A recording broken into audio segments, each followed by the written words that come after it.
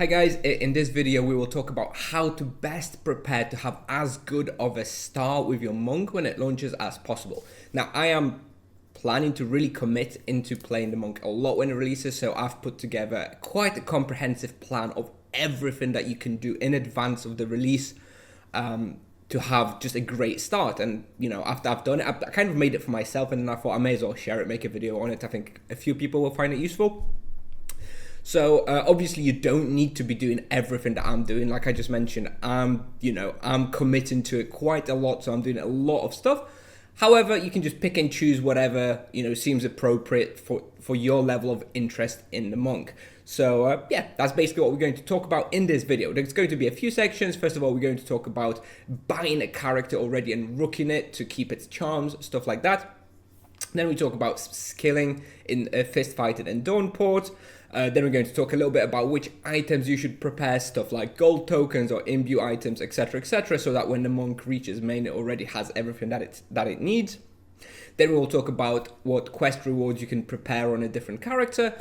Then I'll talk you through the first thing you should be doing once you reach main with the monk.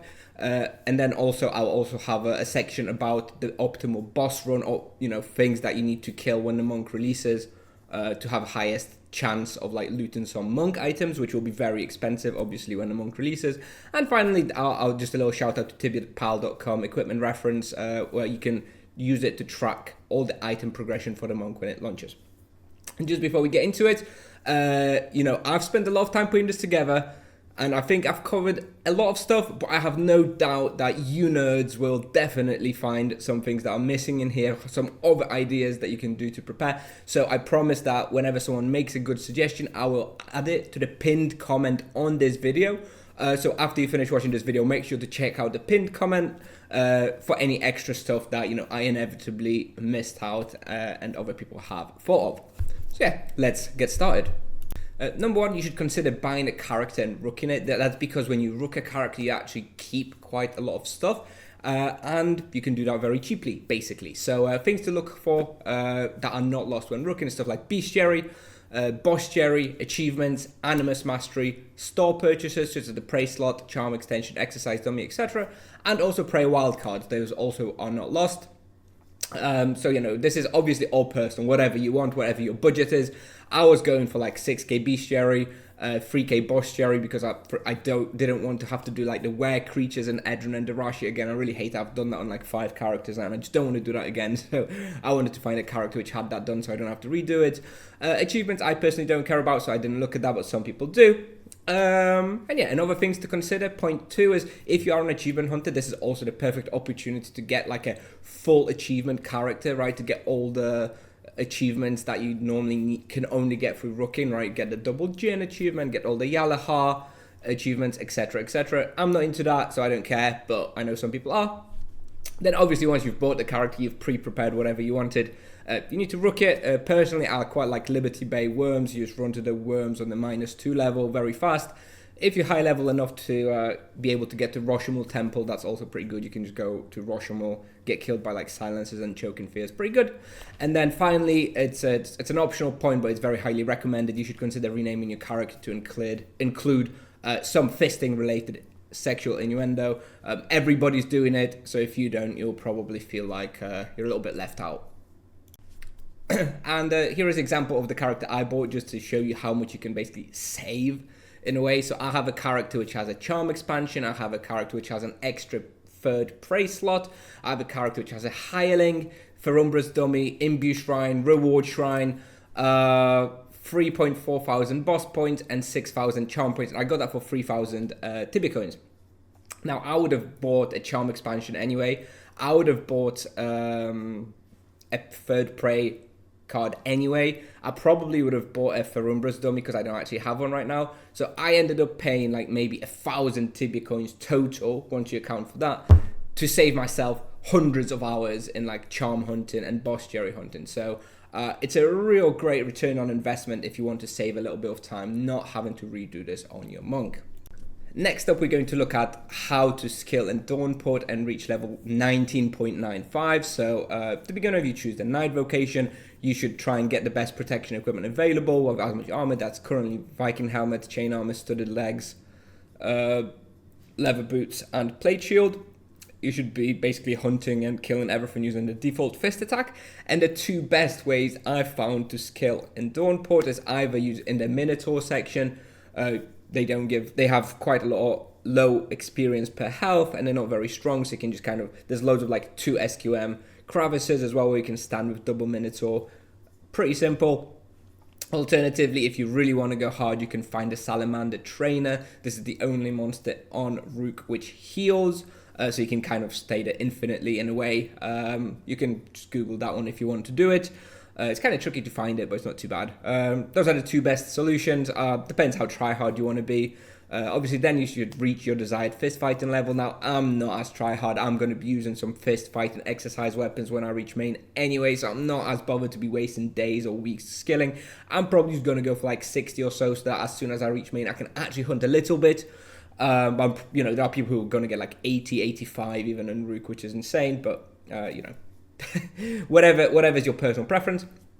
Then you should reach close to level 20, but not 20 exactly. Once you hit level 20, you get sent to the downstairs area in Dawnport, from which you will currently, as it is on the test server, and they said they're not planning to change it, you will not be able to leave to main as a monk, so you're screwed.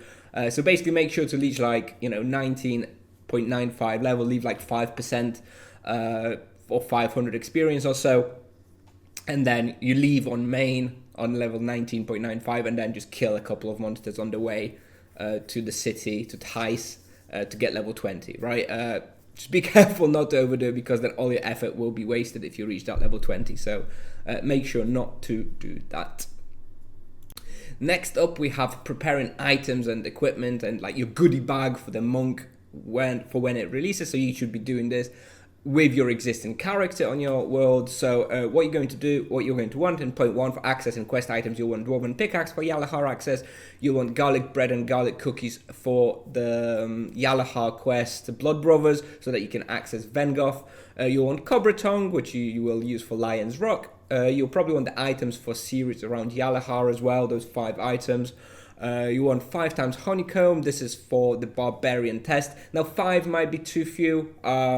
It's random how many you need. Usually 5 should be enough. You will need Barbarian test so that you can access Tersung for one of the shrines for the monk. And also I recommend getting 20 Vampire Dust. With loads of monks starting the game, there will be a lot of demand for those for when people start doing Inquisition quests. So not that many people usually have those on the server, so the supply of Vampire Dust is usually pretty low. I'd consider getting those in advance, just in case you just can't get them when the monk launches. Moving on, I suggest getting at least 1 time of each of the Blessed Charm items, the Phoenix Charm, Solitude Charm, etc., etc., so that you don't have to do the Bless run on your level 20 monk. It takes forever.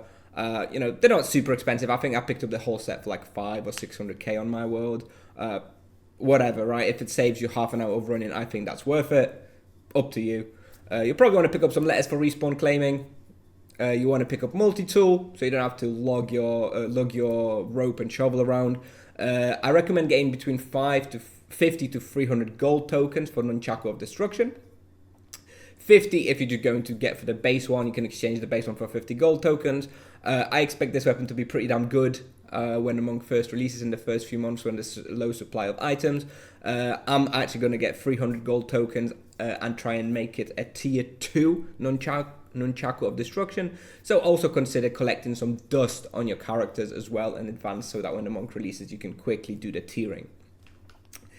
Moving on, similarly, major tokens, you can get Gnomish Kuiras for 100 major tokens. So again, consider getting 100 up to 600 and potentially tiering it all the way up to T2. Up to you. This one's not as important. I think the Nunchaku of Destruction will be a good idea to get tier 2. Moving on, you'll probably also want 10 Dream Matter and approximately 600 clusters of Solace. This is variable depending on your luck, but you're probably going to want the Crude Umbral and also the one level above. I think it's like level 75 and level 150. Those you're not gonna need the Master Umbral. It's not gonna be very good. So I would skip that one personally. But you will want the 2 of the lowest ones. So you will want to make those when the monk releases.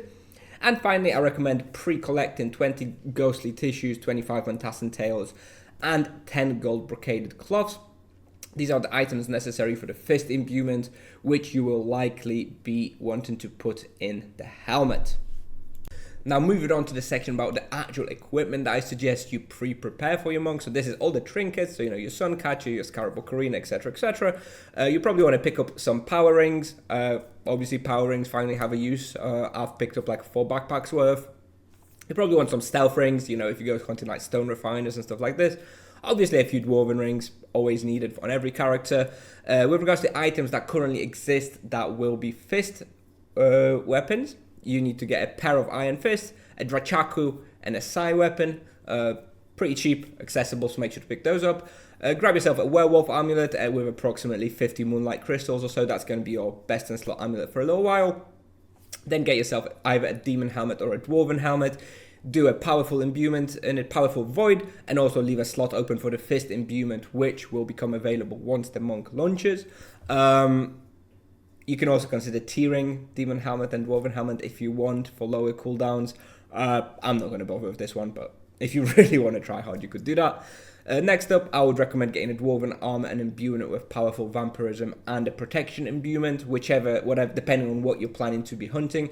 I'm probably going to imbue it with the powerful earth protection, because I'm probably going to be hunting some monsters that deal a lot of earth damage, so that one probably is going to make the most sense for me, but depends on what you're planning to hunt. Then get yourself some legs. I'm probably just going to go for werebear loincloth. You can consider getting dwarven legs or blue legs as well, but I think we should be getting like level 50 legs from the shrines for the monk, the legs of enlightenment or whatever, so probably not that important. Last of all, soft boots and your backpacks. So whatever, just prepare your backpack setup. Everyone has an individual backpack setup. Some people you like using pillow backpacks. Some people use Zao and chest boxes. Some people use Garth and satchels. Whatever you like, just make sure to prepare it. And also you can consider imbuing the capacity imbuement in your main backpack that the monk will use to let him carry more supplies when he is low level, because obviously the capacity is going to be relatively low, but not too bad. He's actually going to have quite a lot of capacity. Moving on to the preparing quest reward section. So here is the number of quests that you can feasibly pre-prepare the rewards for and pick them up after the monk releases. So there will be a new Yalahar quest reward, so definitely pick that one up. That one's very easy to pre-prepare. Same for Inquisition quest, same for Wrath of the Emperor quest. I don't know if the Wrath of the Emperor item is going to be very good, but you can consider it anyway. Figured I'd list it anyway. You can do the 10 Arbazilov kills in the Aslan castle, which will then get you guaranteed Inferniarch claws. Gonna be a pretty good item, so I definitely would consider that one if you're already killing this boss anyway. And then you can obviously do some of the end game quest. You can do a Soul War quest and not pick up the item. You can do the Primal Ordeal quest and not pick up the item, and this will give you a chance. Obviously this is just a small chance, right? Like probably like around 1 in 5, right, to get some monk item. Can't guarantee it, but something to consider. I think if I was in a Soul War quest now before monk releases, I would probably hold off with picking up the reward, even if I wasn't planning to play monk, because the monk items will be crazy expensive. So if you hit the jackpot and get like the soul monk weapon when when it releases, like the day after, you're going to make a ton of money. So I would definitely hold off on that. And Rotten Blood quest, same. There's this mechanic where you can get an item right through the heart. If you have the heart, you know what I'm talking about. So just basically, I would also save this and do it after the monk releases for maximum value. Moving on, here is my plan for like the first few hours on main and how to make the most of it. So you will leave Blue Valley in the Thais Peninsula. So make sure to pick up the shrine that's right there next to you. Then go to Thais, try and hit level 20 on the way there. I will probably go to like just North Gate, and I'll go to like kill the few rotworms, on the -3, I think, north of Thais, on the way to like Mintwallin. Right, I'm going to be missing like 300, 400 XP, so hopefully that'll be very, very quick. Once you do that, you should go back to Blue Valley via the Adventurers Guild shortcut. Once you've hit level 20, then you can immediately get promoted and buy all the level 20 and under spells. Make sure to pick up Levitate, because after you leave Blue Valley again, you should go to south of Thais and pick up the level 20 shrine. And by the way, I do have a video showcasing all the locations of all the shrines for the monks, so if you want that, make sure to check it out. I'll paste it in the description, and also I'll probably just play it somewhere now in the background. Once you've done that, get your equipment and BP sorted, hopefully from that you've pre-prepared on your main character. Then an optional point, you can consider now doing some exercise fist training, right? Using some exercise weapons. Up to you. Unfortunately, on the first day, you will not have the stamina regeneration through the daily rewards. So I'm probably going to hold off the first few days with exercise fist training just because I wanted PG using my stamina and I wanted regenerating instead of standing in, in the house. But that's optional, up to you, depends how much you're going to play. And once you've got all this, you should be more or less sorted to, power game. There are loads of ways to power game.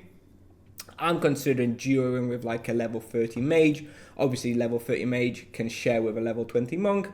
Plus, he or she will have access to like great fireballs, avalanche and stuff, so we can go PG and like upper spike. Well, not upper spike because upper spike opens at level 25, but you can go to like char or for like Mariana or something, whatever. That will be much faster than solo hunting on a level 20 monk for sure. So something to consider. There are other alternatives like going on Gazer Spectres with energy bombs. However, I expect that to be total chaos on day one of monk release, so I'm not sure how viable that's going to be. But also something to consider. And there's lots of other ways. I'm not going to tell you how to power game. You can decide that by yourself. And last of all, make sure to have fun. I always say that Tibia is a marathon, not a sprint. Don't burn yourself out playing 12 hours a day for the first week and then just get bored. It takes a long time to get a good character in Tibia. So obviously I'm being very try hard in sharing all these tips, etc. But, don't overdo it. Just make sure to enjoy the journey. Next section to show is, this is not confirmed yet, we're still in the test server, but I figured I would prepare this anyway. This is, I believe, the list of monsters and bosses that will be dropping some of the new monk items. I'm not going to go through all of them, you can just have a little read. But honestly, it kind of seems like they've added a drop to almost every item, every boss that is commonly killed. You've got Scarlet, Oberon, Droom, Tamira, Mitmar, Brain Stealer, Monster, Root Kraken, Magma Bubble, all the big ones. You're probably going to just want to continue doing your boss run. There's some likely ones that I can't exactly tell from the name of the items, but I've listed those in the likely that probably will be dropping something as well. Obviously, you may want to wait for confirmation before doing those because I can't be 100% sure. Anyway, just basically a boss run that you may consider doing, right? Doing a super quick Scarlet, Oberon, Droom, Tamira, Mitmar run can yield quite a lot of monk items. And again, like I said, those will be very, very important, very expensive when the monk launches. There'll be a lot of demand for them and not very much supply. And last of all, just a shout out to my own site, I guess, tibiapal.com/equipment. I have all of the monk's items listed here in a table with loads of filtering options. So if you don't know what the item progression for the monk will look like, which you probably won't because you've never played a monk before, this is a good way of filtering and seeing what's the next item you should be looking for, what you should be buying. You can filter by type, so you can look at all the helmets, you can look at all the weapons, you can filter by protection if you need like ice or fire protection, and obviously you can also filter by levels. So just highlighting this. I kind of made this for myself because I felt I would need this. So yeah, just sharing it. I think a lot of people who will be playing Monk will probably find this quite useful. And anyway, that about sums up everything I wanted to talk about. I hope I don't come off too nerdy and to try hard having made this video, but I was making these notes for myself, so I figured I'd make a video. Hopefully this helps some people, and like I mentioned at the start, if I missed something, if you think there's something else you can do to make a start even better, let me know. If I agree with you, I'll make sure to put it in the pinned comment. So thanks very much for watching, guys. I hope you found this useful, and I will see you in Tibia as a monk. Bye bye.